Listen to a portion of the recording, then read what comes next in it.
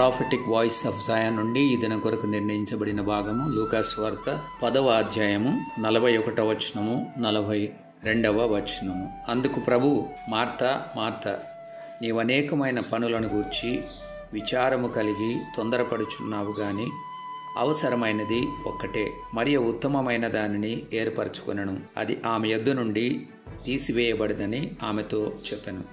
యేసు ప్రభువారిని మార్తా తన యొక్క గృహంలోనికి ఆహ్వానించినటువంటి సంగతి మనం లూకా సువార్త 10వ అధ్యాయము 38 నుండి 42వ వచనం వరకు రాయబడిన భాగంలో మనం చదువుతాం.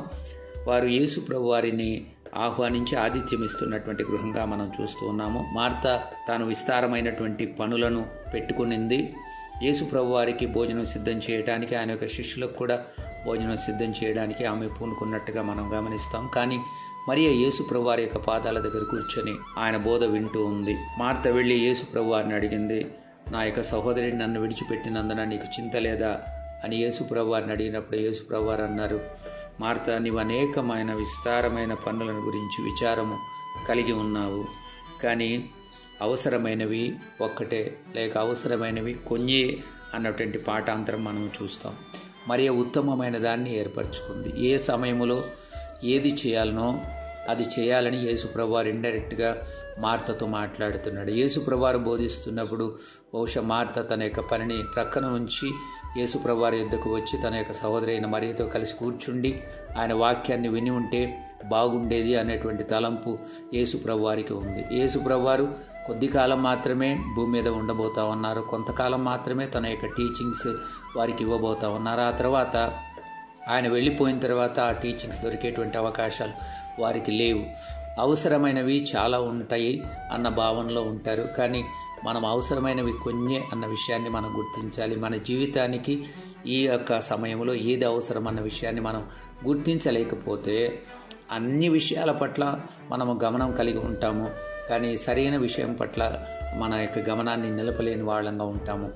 దేవుని యొక్క వాక్యానికి మనం ఎంత సమయం ఇస్తున్నాము, ప్రార్థనకి మనం ఎంత సమయం ఇస్తున్నాము, దేవుని యొక్క వాక్యముతో గడపడానికి మనం ఇచ్చే సమయం ఎంత, దేవుని యొక్క మందిరానికి వెళ్ళటానికి మనం ఇచ్చే సమయం ఎంత, దానికి ఇచ్చే ప్రాముఖ్యత ఎంత అని ఒకసారి మనం ఆలోచించేయాలి.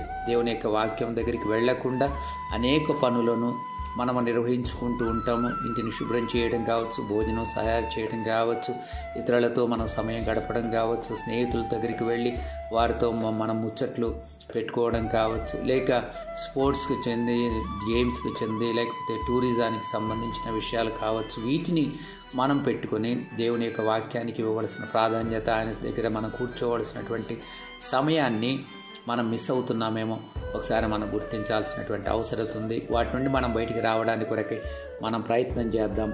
మరియ తన సహోదరి పనిచేస్తున్నప్పటికీ కూడా ఆమెతో ఏకీభవించే పరిస్థితి ఆమెకు లేదు. తాను యేసు ప్రభువారి యొక్క పాదముల యొద్ద కూర్చొని ఆయన బోధ వినేటువంటి పరిస్థితిని మనం చూస్తూ ఉన్నాం. ప్రియమైన స్నేహితులారా, ప్రాధాన్యమైన వాటిని మనం ప్రాధాన్యంగా భావించాలి. ఏవైతే ప్రాధాన్యత లేనివిగా ఉన్నాయో వాటికి మనం సెకండరీ కన్సిడరేషన్ ఇవ్వాల్సినటువంటి అవసరత మనకు ఉంటుందన్న విషయాన్ని మనం ఎప్పుడూ మర్చిపోకుండా ఉండాలని నేను మీతో మనవి చేస్తూ ఉన్నాను. అలాగా ప్రాముఖ్యమైన వాటిని మొదటి స్థానంలో ఉంచడానికి దేవుడు మనందరికీ సహాయం చేయను కాక. మీ సహోదరుడు రెవరెండ్ డాక్టర్ ఎం. ఐజాక్.